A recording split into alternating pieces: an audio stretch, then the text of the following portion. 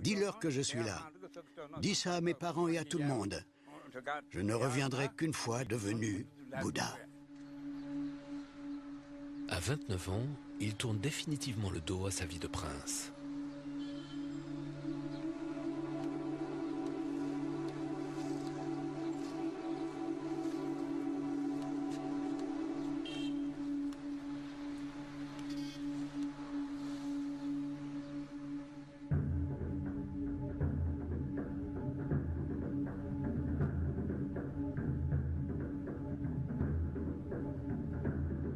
Après avoir quitté le palais de son père, Siddhartha descend alors plus bas dans la vallée du Gange.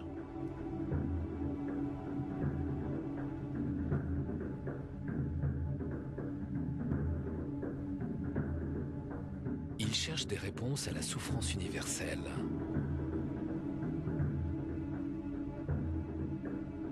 Il veut découvrir un remède à la douleur de la naissance, au mal-être, à la vieillesse, la maladie et la mort.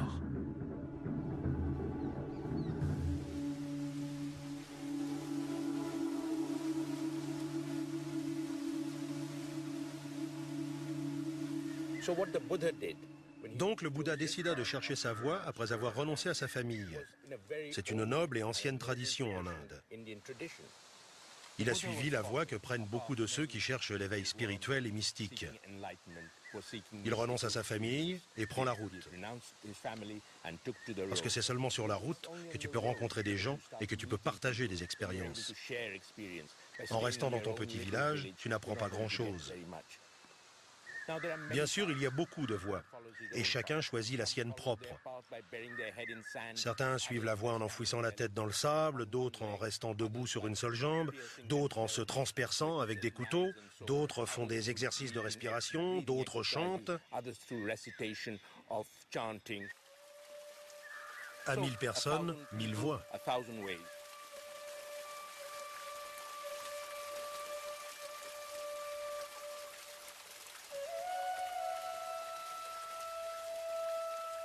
Siddhartha part à la recherche d'un maître religieux, un gourou, pour l'aider dans sa quête spirituelle.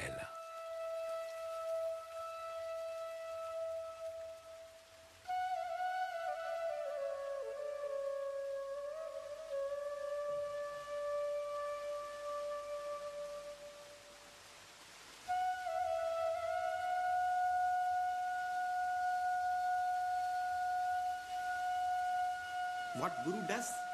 He prepares the background. Ce que fait le gourou, c'est qu'il prépare ton esprit à accepter la vérité en tant que telle qu'elle est. Voilà le travail du gourou. Le gourou n'impose rien. Les gens n'ont pas compris. Non, ils n'ont pas compris. Ce que fait le gourou, c'est d'ouvrir ton cœur au divin, à la vérité. Quand c'est fait, son travail est fini. Alors c'est entre toi, la vérité et le divin que ça se passe. Toi et personne d'autre.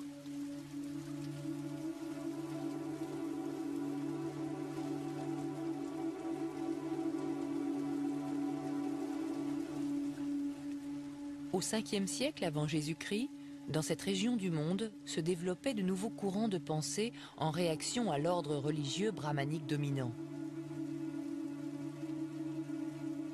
De nombreux penseurs, certains athées, commençaient à réfuter ce système qui donnait la toute-puissance spirituelle et la richesse aux prêtres brahmanes.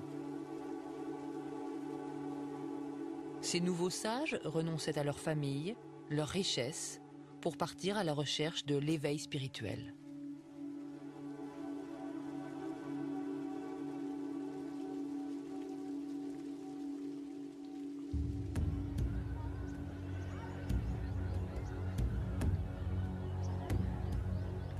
Après avoir quitté son premier maître, Siddhartha se rend plus au sud, dans la ville fortifiée de Rajgir, capitale du puissant royaume de Magadha. Les textes bouddhiques racontent que son roi, Bimbisara, était bon et juste, très sensible à ces nouveaux courants de pensée. Il offrait protection à tous les sages qui passaient par son royaume. On peut encore voir les ruines des 48 km de fortifications qui encerclaient la ville.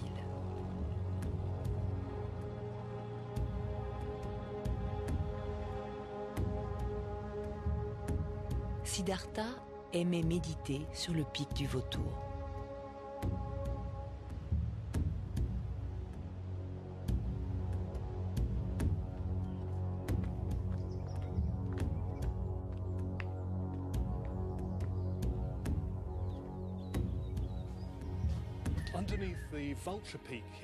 Ici, au-dessous du pic du Vautour, on trouve une des nombreuses grottes des environs de la ville de Rajgir. C'est dans des grottes comme celle-ci que le Bouddha et d'autres sages étaient attirés, protégés d'une certaine façon de la richesse et du prestige de la ville. Mais ils étaient suffisamment proches pour y recevoir nourriture et donations. Et ces grottes jouent aujourd'hui encore un rôle considérable dans les pèlerinages. Vous pouvez voir des feuilles d'or collées par les pèlerins d'Asie du Sud-Est. Pour eux, ces sites sont très importants parce qu'ils pensent que le Bouddha y a vraiment habité.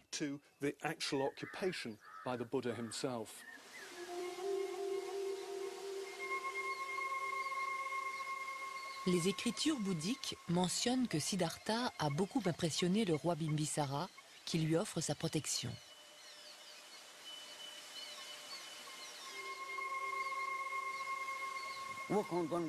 À cette époque, Siddhartha errait comme un ascète dans le royaume du roi Bimbisara. Le Bouddha était un très bel homme. Les gens de Rajgir se demandaient, est-il un homme ou un dieu? D'où vient-il? Le roi Bimbisara en entendit parler et Siddhartha fut convoqué au palais.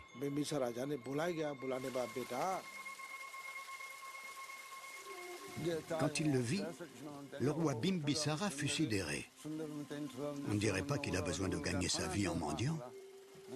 Il était tellement noble qu'il se dit « Je n'ai qu'une seule fille. Ce serait magnifique si je pouvais persuader cet homme de l'épouser. »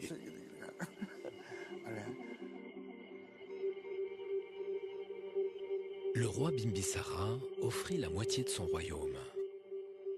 Siddhartha répondit « Pourquoi accepterais-je un royaume alors que déjà j'ai renoncé à celui de mon père ?»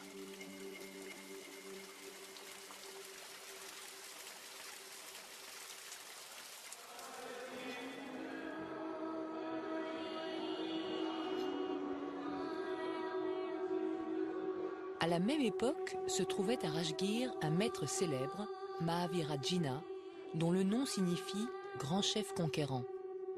Il était fondateur de la rigoureuse religion jaïniste. Mahavira considérait que faire le mal nous empoisonnait.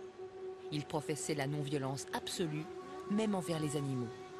Il recommandait même à ses disciples de se masquer la bouche pour ne pas avaler d'insectes.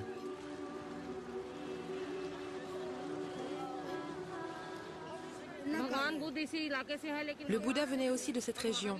Ils vivaient à la même époque. Mais il existe une différence dans leur théorie. L'enseignement du Bouddha n'est pas fort, tandis que l'enseignement du maître Mahavira, la religion jaïne, est forte. Nous appliquons strictement les principes de Mahavira, comme la non-violence, la vérité, le célibat. Et donc, pour bien suivre ces principes, nous marchons et nous mendions notre nourriture pour survivre. Nous prions pour l'amélioration de la race humaine. Bien que séjournant tous deux à Rajgir à la même époque, on ne peut affirmer que le futur Bouddha ait rencontré Mahavira. Mais certains historiens jaïns pensent que Mahavira a eu une influence sur le jeune Siddhartha pendant sa période ascétique.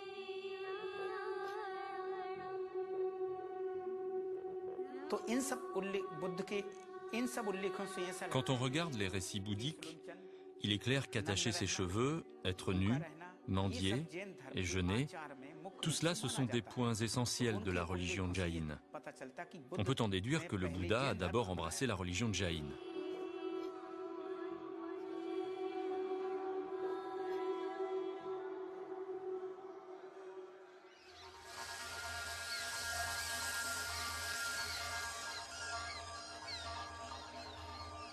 Quoi qu'il en soit, les Écritures précisent qu'il a étudié en tout avec 6 maîtres spirituels différents. aucune de leurs doctrines ne répondait aux questions qu'ils se posaient.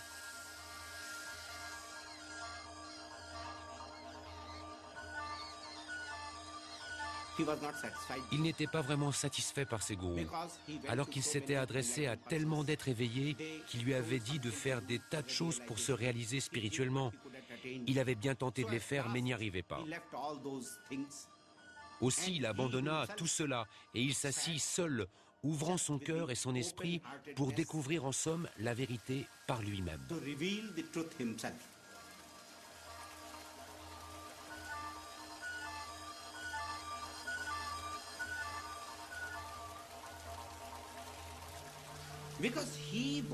Il ne voulait qu'aucune vérité ne lui soit imposée en tant que telle.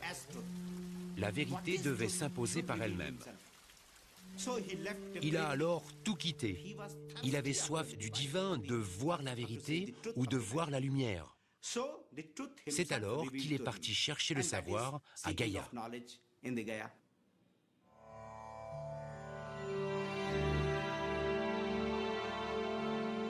Poursuivant son voyage à la recherche de la vérité, il rencontre 5 compagnons.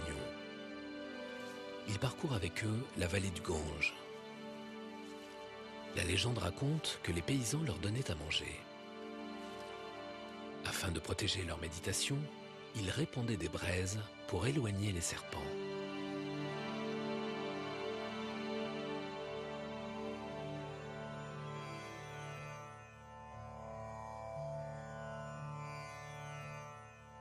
Ils arrivent à proximité de la ville de Gaya, un lieu de pèlerinage hindou dédié au dieu Vishnu que tout bon ascète se doit de visiter une fois dans sa vie. Dans la religion hindoue, Gaya est un des lieux essentiels pour améliorer le karma, c'est-à-dire le cycle des réincarnations successives. On ne trouve aucune mention de ce pèlerinage dans la littérature bouddhique, mais il serait étonnant que Siddhartha ne l'ait pas effectué.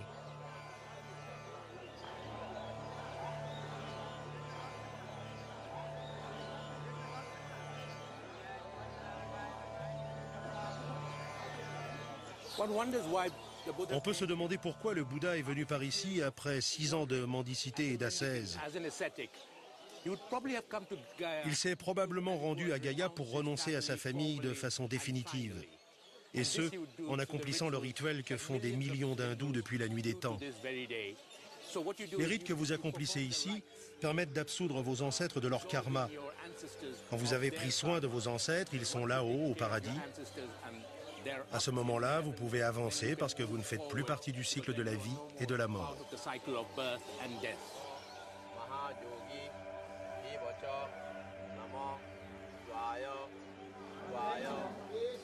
Beaucoup reprochaient aux brahmanes de justifier la souffrance en promettant le paradis dans une prochaine réincarnation.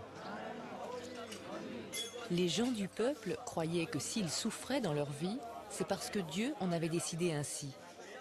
Ils devaient expier les fautes de leur vie précédente.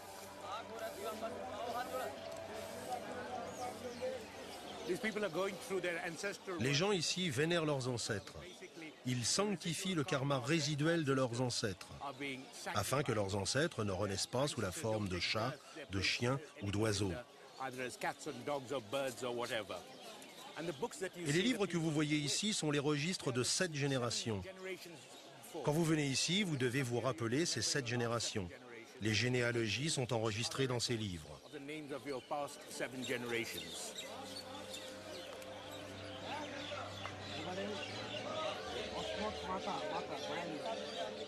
Les brahmanes géraient ce pèlerinage à l'époque de Siddhartha.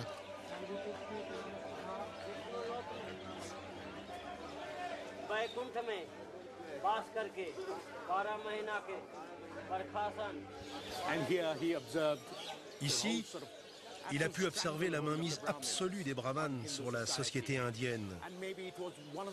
Et c'est sans doute pour cela qu'il a jugé nécessaire de rejeter les systèmes de caste pour échapper à la mainmise des brahmanes.